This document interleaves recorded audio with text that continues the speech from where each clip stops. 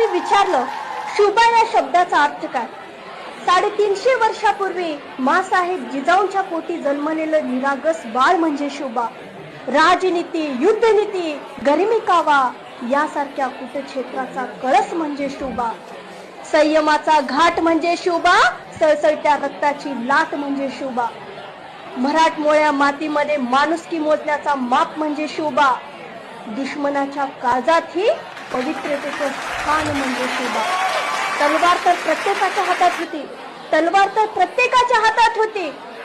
स्वराज्य स्थापन करण्याची इच्छा फक्त आणि फक्त छत्रपती शिवाजी महाराजांच्या हातात होती. मित्रांनो, शिवाजी हे शब्द नाही तर ते मंत्र आहे. हे मंत्र उच्चारताच अंगातलं रक्त सळसळायला लागतं आणि एकीकडे सकारात्मक ऊर्जेचा प्रवाह तयार होतो. छत्रपती शिवाजी महाराजांनी हिंदवी स्वराज्याची स्थापना केली. हिंदवी स्वराज्य स्थापन करत असते वेळेस महाराजाकडे प्रचंड सैन्याचा साठाही नव्हता, शस्त्र पुरवठाही नव्हता. त्यासाठी महाराजांनी सुरुवात शून्यातूनच केली. महाराजांनी सैनिक गोळा केले नाही, स्वराज्यावर प्रेम करणारी माणसं गोळा केली आणि त्यांच्या हातात शस्त्र दिले आणि त्यातूनच स्वराज्य निर्माण झाले. मित्रांनो,